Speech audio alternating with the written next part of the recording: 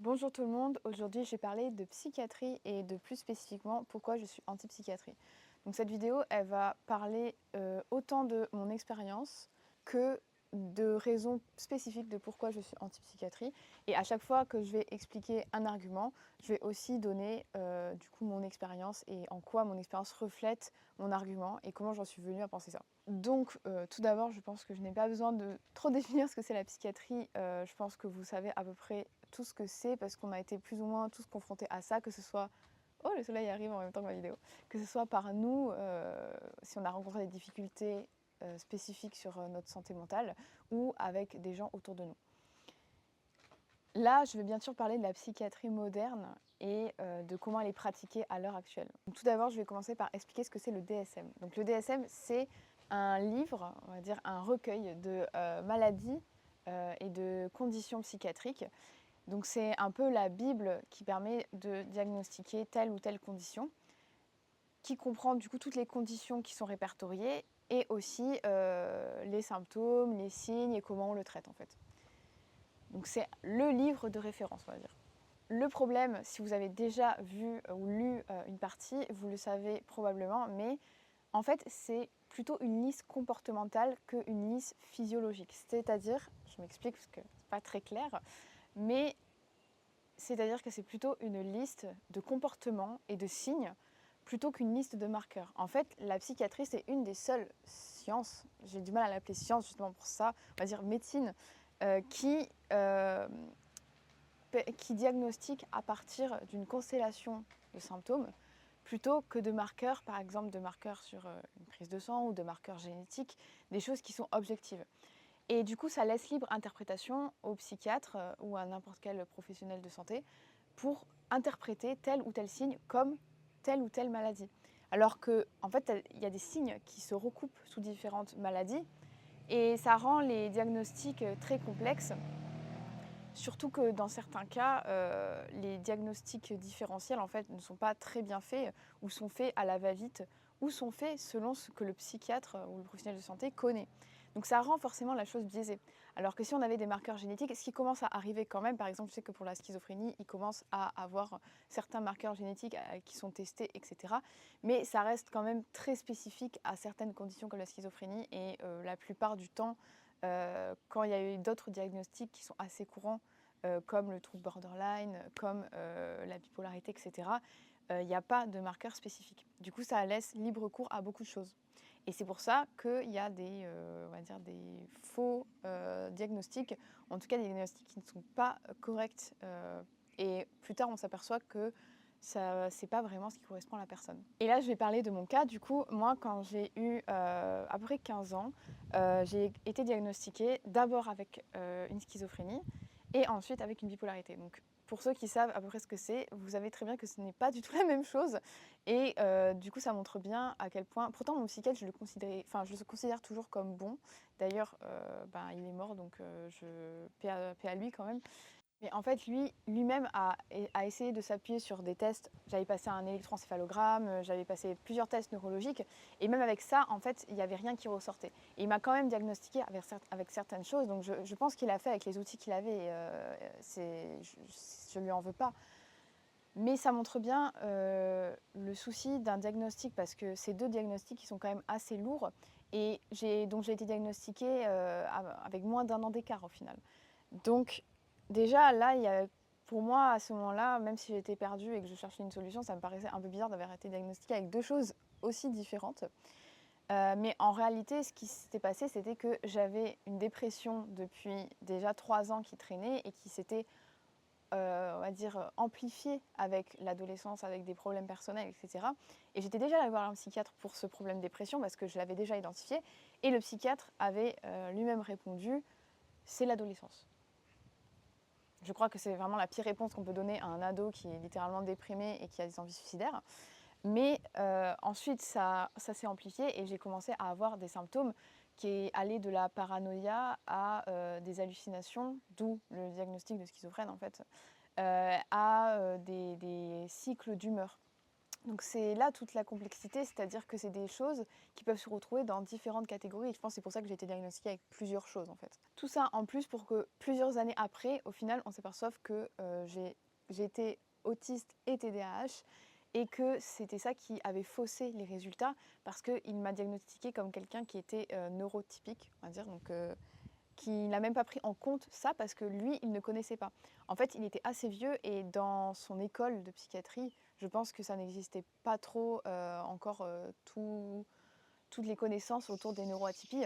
Donc forcément, il a fait avec ses outils, mais du coup, il a mal fait. Et c'est tout le problème de cet argument, enfin, que je voulais soulever avec cet argument, c'était que vu qu'on se réfère à des signes qui ne sont pas objectifs, eh bien, on risque d'avoir des faux diagnostics. Et du coup, je me suis retrouvée avec un faux diagnostic de bipolarité pendant des années. On m'a dit pendant des années que j'allais prendre des médicaments à vie pour toujours, que j'allais toujours avoir ces symptômes parce qu'apparemment la bipolarité c'est à vie, alors qu'en fait ce n'était même pas ça.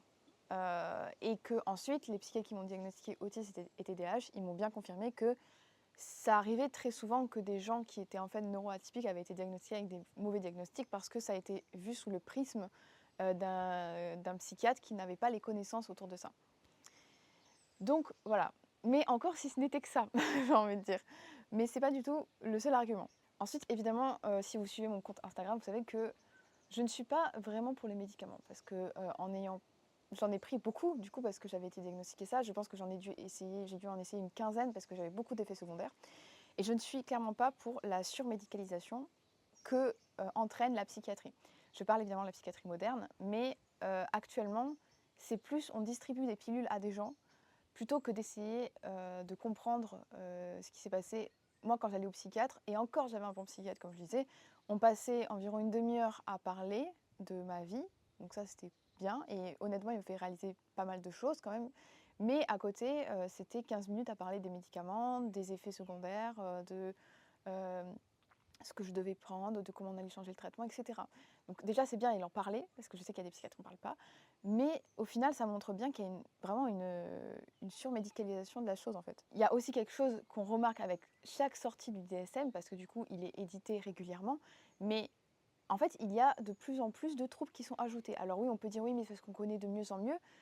Oui, mais c'est des troubles qui n'ont toujours pas de marqueurs objectifs. C'est des troubles qui sont rajoutés comme si on voulait pathologiser des comportements qui étaient parfois pas si pathologiques que ça. Je ne dis pas qu'ils ne posent pas problème à la personne, mais est-ce que c'est vraiment une pathologie ou est-ce que c'est juste un schéma qui est mal ancré en la personne, des traumatismes et des choses qui peuvent se régler sans forcément des médicaments. On en revient à pathologiser des choses qui sont parfois normales en fait. Et j'en reviens par exemple sur mon autisme. En fait, dans l'autisme et le TDAH, il y a des choses qui sont pathologisées à raison parce que ça fait littéralement, c'est handicapant. Par exemple, moi j'ai une hyperacousie, j'entends très très très très bien, mais parfois trop bien pour genre le monde bruyant qu'on a, donc ça me fait mal aux oreilles. Mais d'un autre côté, il y a des choses qu'on a pathologisées chez moi, comme par exemple le fait d'être assez énergique. On m'a dit ah ben voilà c'est une hyperactivité. Ouais, mais est-ce qu'au final c'est vraiment pathologique? Est-ce qu'on ne peut pas en faire quelque chose de bien? Et en fait, à pathologiser tout ça, c'est ben, en fait, voilà, t'es hyperactif, on va te donner un calmant. Ouais, mais t'es comme ça, on va te donner ça. Et au final, c'est quelque chose qui me pose problème, en fait. Et les gens en viennent à s'identifier avec des pathologies, alors qu'au final, ils pourraient en tirer un trait qui ferait partie de leur personnalité, mais sans forcément que ce soit problématique. C'est le monde autour d'eux et leur environnement qui peut leur faire croire que c'est problématique. Évidemment, je ne parle pas de tous les symptômes, parce qu'il y a vraiment des symptômes qui sont donc il faut voir mon propos sous ce prisme-là. Parfois, je pense qu'il y a simplement des choses qui sont faites parce qu'on est tellement déconnecté de notre mode de vie que ça entraîne ce genre de choses. Et c'est pas forcément une pathologie, c'est juste que ça reflète un besoin qui n'est pas rempli dans notre mode de vie. Et si on changeait notre environnement, peut-être que cet aspect pathologique disparaîtrait en fait. Mais évidemment, ça ne ferait pas vendre de médicaments. Donc on va pathologiser la chose, on va rajouter quelque chose sur le DSM et hop, c'est comme ça. Et on ne cherche pas plus loin. Et du coup, je vais parler de mon histoire sur ça. On m'avait diagnostiqué du coup bipolaire, on m'a diagnostiqué TDAH et autiste, et ce sont que des conditions qui sont à vie. Pour l'autisme et le TDAH, c'est normal entre guillemets parce que c'est littéralement comment notre cerveau est construit, donc bien qu'il change au cours de la vie, c'est vu comme quelque chose de figé. Et pour la bipolarité, c'est encore pire, c'est vraiment quelque chose, on l'a à vie et c'est tout, et on prendra des médicaments à vie. Mais personnellement, actuellement, si je repasse, on va dire, vers un psychiatre et que j'explique ma vie, je suis persuadée qu'il ne me diagnostiquera pas bipolaire. Parce que je n'ai plus aucun signe en fait. Parce que justement, j'ai changé mon mode de vie et j'ai fait en sorte que mon environnement ne crée pas des symptômes pathologiques. Et pourtant, je n'ai pas un mode de vie, genre je ne vis pas dans une grotte ou quoi, hein. Je suis entourée de gens, je mange normalement, je travaille normalement, etc. Mais c'est-à-dire reconnaître ses vulnérabilités et reconnaître ses forces pour construire sa vie autour sans avoir à prendre un médicament. Pareil, j'avais essayé la Ritaline pour le TDAH. Au final, je l'ai abandonné au bout de 2 mois parce que j'avais trop d'effets secondaires, encore une fois. J'ai beaucoup d'effets secondaires quand je prends des médicaments. Mais aussi parce que ça ne résonnait pas trop en moi. Et déjà à ce moment-là, je ne mangeais pas ancestral, primal, enfin appelez-le comme vous voulez. Mais il y a quelque chose déjà qui me paraissait pas juste. Et du coup, j'avais voulu manger mieux, j'avais voulu faire plus d'exercice, m'exposer plus à la lumière déjà à l'époque. Et ça avait eu déjà un effet positif. Et je pense que c'est bien mieux que de prendre de la Ritaline. Même si ce n'est pas le pire des médicaments, ça reste quand même un excitant qui peut avoir des effets long terme en fait sur le système nerveux. Pareil, si j'avais continué à écouter les psychiatres, je serais encore en train de prendre des médicaments hyper forts pour mes hallucinations ou pour ma régulation émotionnelle avec des thymorégulateurs, etc. Et au final, je suis bien contente de ne plus les prendre parce que c'était vraiment des médicaments qui changeaient ma personnalité et j'étais littéralement un zombie. Et c'est pour ça que aussi je fais cette vidéo, c'est pour vous dire de... Bien sûr, les médicaments, je pense qu'à un certain moment de ma vie, notamment quand j'avais des hallucinations, ça m'a aidé à arrêter d'en avoir parce que c'est le seul médicament qui a marché au final, c'était l'Aldol que j'avais pris. Donc ça m'a vraiment arrêté mes hallucinations. Mais ensuite, je l'ai arrêté et en changeant mon mode de vie, elles ne sont pas revenues en fait. Donc ça voulait bien dire qu'il y avait quelque chose aussi de sous-jacent par rapport à ça. Et en fait, ça reflète exactement comment la psychiatrie fonctionne, c'est-à-dire que les psychiatres, comme les médecins, n'ont plus le temps d'accorder du temps à leurs patients. Moi, comme je dis, j'ai eu la chance d'avoir un psychiatre qui me posait au moins 30 minutes de questions sur ma vie, qui m'a fait réaliser des choses, qui avait une bonne manière d'apporter les solutions possibles dans ma vie. Mais en fait, dans les amis qui ont été chez le psychiatre, et Dieu sait qu'il y en a malheureusement, la plupart c'était on arrive, on parle et direct, hop, on donne les médicaments quoi. Donc il n'y avait plus ce temps de discussion avec le patient et c'est très dommage parce qu'il y a tellement de thérapies à l'heure actuelle possibles pour aider les gens, tellement de thérapies spécialisées, personnalisées qu'on peut avoir, que je trouve ça très dommage au final de directement donner des médicaments, surtout que c'est des médicaments qui ont vraiment un impact très fort. Que ce soit dans les benzodiazépines, j'en parlerai après un peu plus des médicaments, mais dans les antidépresseurs aussi, dans les coachings que j'ai eu plusieurs personnes avec des antidépresseurs qui ont eu des troubles digestifs parce que je faisais ça avant. Ça a un effet global en fait. Et ça, le problème c'est que les médecins, je trouve qu'ils ne prennent pas assez le temps de dire, encore une fois par exemple avec mon expérience, quand j'étais plus jeune, j'avais pris du Depakote. Donc le Depakote, c'est un médicament maintenant qui est interdit aux femmes enceintes, etc. Et quand j'ai commencé à le prendre, j'ai commencé à avoir du lait qui sortait des seins. Et on m'avait pas du tout prévenu par rapport à cet effet secondaire-là. Donc moi, j'ai commencé à avoir peur. Surtout que j'avais jamais eu de rapport en fait encore. J'étais vierge, donc je me disais mais c'est pas possible que je sois enceinte. Mais j'ai commencé à psychoter, etc. Et mon rendez-vous était que dans une semaine. Du coup, quand je suis arrivée, directement, j'ai dit au psychiatre, j'ai dit c'est normal, j'ai du lait qui sort des seins. Il m'a dit ah oui, oui, en fait, c'est un effet secondaire. Mais c'est quoi en fait? Et du coup, il m'a expliqué que c'était complètement normal, etc. Et du coup, on a changé encore de traitement. Mais en fait, c'est pour montrer qu'il y a vraiment des effets systémiques. À la base, c'était un truc pour le cerveau et je me mets à avoir du lait, quoi. Donc, il y avait clairement un problème. Sans parler de l'odeur de ma transpiration. J'ai jamais senti une transpiration qui sentait aussi mauvais que ça pendant que je prenais les médicaments. Donc, ça montre bien qu'il y a quand même une surcharge générale du système de détoxification du corps quand on prend ce genre de médicaments, quoi. Et en fait, ça revient sur le sujet qu'on traite le symptôme plutôt que la cause. Ah, vous êtes déprimé, bah, prenez un antidépresseur. Vous êtes anxieuse, prenez un anxiolytique. Au lieu de remonter à la source de pourquoi j'ai été déprimée et anxieuse, c'est-à-dire un mode de vie qui n'était pas bon et des traumatismes. Et au lieu de traiter les traumatismes, on va traiter l'anxiété. Voilà. Alors qui n'est qu'un signe et qui n'est pas la cause en fait. Ensuite, un gros sujet qui est souvent évoqué c'est l'hospitalisation forcée et les violations des droits personnels. Personnellement, c'est quelque chose qui m'a mis très très mal à l'aise assez rapidement et en fait j'ai eu du mal à en parler à ma famille, à ma mère notamment, à qui j'avais parlé dès que j'ai eu les hallucinations. Quand j'étais déprimée, j'en parlais pas, mais quand j'ai commencé à avoir les hallucinations qui étaient impossible de vivre avec en société, quoi, parce que clairement on croit que c'est la réalité et ça l'est pas. Donc, j'ai commencé à lui en parler, mais j'ai mis plusieurs mois parce que j'avais tellement peur que je sois internée et ça me terrifie en fait. Ça me terrifiait vraiment de ce genre de pratique. J'avais lu des témoignages, autant il y a il y a des hôpitaux qui étaient assez ok, mais il y a des hôpitaux qui étaient absolument horribles, avec vraiment avec limite, c'est pas limite, c'était une prison en fait. Euh, Pas le droit au téléphone, camisole chimique tout le temps, aucune liberté, avec des chambres qui étaient mais impersonnelles, hyper blanches. Il y a de quoi devenir fou en fait. Si on, Même si on n'a rien, je pense que dans ce genre d'environnement, on peut devenir fou. Et surtout qu'en France, on autorise les hospitalisations forcées à l'encontre de la personne. D'autant plus quand on est mineur. Quand on est mineur, là, c'est les parents qui choisissent. Mais même quand on est adulte, on peut se faire interner de force si on estime qu'on est un danger pour nous-mêmes.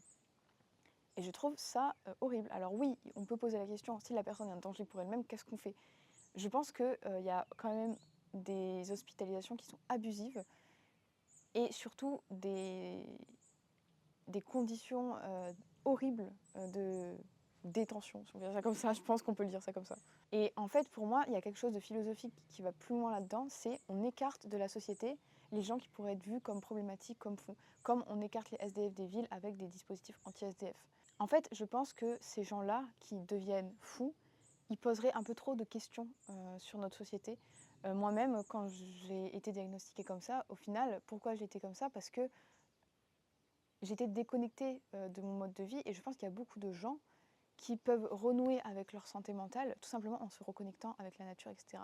Mais ça poserait trop de questions en fait sur notre mode de vie, sur notre société, sur qu'est-ce qu'on estime être important. Donc on éloigne ces gens des villes pour ne plus les voir, pour ne pas poser de questions, pour que tout soit lisse en fait. Mais c'est pas comme ça qu'on avancera en tant que société. Et enfin, je vais finir par qu'est-ce qu'on peut faire pour ça. Déjà, il faut savoir qu'en Finlande, ils ont un modèle qui est hyper intéressant, qui s'appelle le Open Dialogue. Et en fait, quand un patient arrive chez un psychiatre, il n'est pas diagnostiqué tout de suite, il n'a pas de label, il n'a pas de médicament. Mais les premières séances, les premiers mois, voire plus, en fait, il y a simplement un dialogue, un échange avec la personne. Et dans les modèles que j'ai pu voir, il y a beaucoup de gens qui arrivent simplement à sortir de psychose, je crois que c'était 75%, sans antipsychotiques. Donc c'est quand même une part énorme de médicaments qui ne sont pas donnés, en remplaçant simplement avec le dialogue en fait. Ensuite, je pense que les lieux communautaires peuvent beaucoup aider simplement à partager nos expériences et à savoir qu'on n'est pas tout seul. On peut voir l'hôpital comme un lieu communautaire, mais je ne suis pas forcément d'accord parce que déjà, il y a un piédestal entre les médecins et les patients. Et quand je parle de lieu communautaire, je parle de lieux où il y a réellement un échange entre le patient et le docteur, quoi. Il n'y a pas un qui est au-dessus de l'autre. Il y a simplement des humains qui collaborent pour essayer d'aller mieux, tout simplement, en fait. Quand je parle de lieu communautaire, je parle de lieux forcément qui reconnectent à la nature, qui reconnectent avec les humains sans forcément de camisole chimique, d'avoir ce lieu de partage où on se sent enfin libre, tout simplement. Et ensuite, il y a plein de thérapies qui peuvent être mises en place. Je sais que l'EMDR, j'ai vu beaucoup. Alors, il n'y a pas encore beaucoup d'études sur le sujet, mais je sais qu'il y a beaucoup de gens, et moi j'ai vu beaucoup de témoignages de gens qui avaient des traumatismes sévères et qui ont vu des grosses améliorations avec ça. Il y a plein de types de thérapies qui sont possibles, qui ne requièrent pas de médicaments et les gens peuvent voir vraiment des améliorations spectaculaires. Il y a la thérapie par psychédélique aussi qui n'est pas du tout encore autorisée en France mais qui est extrêmement prometteuse, qui aux États-Unis est beaucoup utilisée, que ce soit par la MDMA pour les traumatismes ou même avec les champignons, le LSD. C'est quelque chose qui en plus peut surpasser les médicaments parce qu'une seule dose peut suffire alors que par exemple pour les antidépresseurs on va prendre encore. Mais évidemment ce n'est pas très rentable. Et après moi il y a quelque chose que je trouve particulièrement intéressant, c'est ce que j'appelle la thérapie par communauté. Comme je disais, c'est le fait d'être entouré de gens qui sont similaires à nous, de s'apercevoir qu'on n'est pas les seuls.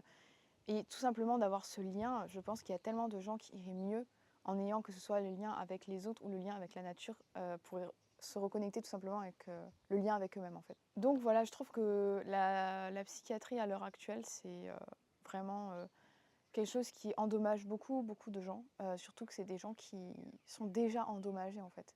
C'est des gens qui n'auraient pas besoin d'être encore plus pollués par certains médicaments parce que moi-même, du coup, j'ai fait des recherches sur les médicaments que j'ai pris et certes, il y en a qui sont assez basiques, on va dire, mais il y en a qui contiennent par exemple du brome ou encore d'autres adjuvants qui sont vraiment problématiques en fait, pour la santé, surtout quand on le prend sur plusieurs années et qu'on a d'autres toxines dans l'environnement qui viennent augmenter le trafic de détoxification en fait. Et ensuite, je vais parler du coup de ma dernière expérience. Quand j'étais plus jeune, il y a quelques années, j'étais sur des groupes de sevrage où j'aidais les gens du coup à se sevrer de diverses choses, que ce soit des médicaments ou que ce soit de l'alcool ou que ce soit des drogues illégales en fait. J'ai été aussi dans des cercles de réduction des risques, donc c'est-à-dire qu'on allait dans des teufs ou on allait dans des endroits où il y avait de la drogue et on aidait les gens à soit sortir de ça s'ils voulaient sortir, soit à justement, s'ils se sentaient pas bien, s'ils avaient des problèmes, eh bien à gérer ça. Et du coup, dans les cercles où j'étais, il y avait beaucoup de gens qui essaient de se sevrer et franchement, les pires sevrages que je voyais, c'est soit l'alcool, parce que c'est quelque chose qui peut être vraiment fatal en fait si on ne fait pas ça bien. Soit les benzodiazépines. Et les benzodiazépines, je peux vous assurer qu'il y a beaucoup de gens qui prenaient, surtout que c'est quelque chose qui se stack en fait. C'est-à-dire que le corps humain s'adapte très vite à des doses et du coup on monte, on monte, on monte. Et en fait au final quand on essaye d'arrêter, ça peut être littéralement mortel en fait. Donc c'est quelque chose qui est quand même, c'est deux choses quand même qui sont distribuées très facilement. L'alcool c'est littéralement on rentre dans un magasin, on en achète, mais les benzodiazépines, maintenant, les médecins ils sont un peu plus alertes qu'il y a quelques années, j'ai l'impression, mais c'est quand même toujours très facile à en avoir en fait. Donc, il y a vraiment une question à se poser sur qu'est-ce qu'on fait des gens qui prennent ce genre de médicaments. Je ne dis pas d'arrêter forcément les médicaments, mais au moins de commencer à réfléchir à qu'est-ce qu'on peut mettre en place dans la vie pour réduire la dose, parce que je pense que rester dans ce genre de substance, en fait, c'est pas quelque chose sur le long terme qui est viable en fait. Voilà à peu près pour mon avis sur la psychiatrie et pourquoi je suis anti-psychiatrie. J'aime les approches nuancées, donc dire qu'il faut complètement que tout le monde arrête ses médicaments, etc. Je sais que ça ne mènera à pas grand-chose de bien en fait, mais déjà que se poser la question de pourquoi on prend ça, de qu'est-ce qui nous manque dans notre vie, de qu'est-ce qui crée ce vide, je pense que c'est la première étape et c'est déjà une très grosse étape que d'admettre qu'il y a quelque chose qui cloche. C'est quelque chose de pas facile. Et voilà, donc n'hésitez pas à partager vos expériences en commentaire. Je serais très curieuse de lire si vous avez déjà pris des médicaments, s'il y a quelqu'un autour de vous qui a déjà fait face à ça. Et est-ce que vous en êtes sorti et comment vous avez fait. Voilà, prenez soin de vous et je vous dis à la prochaine.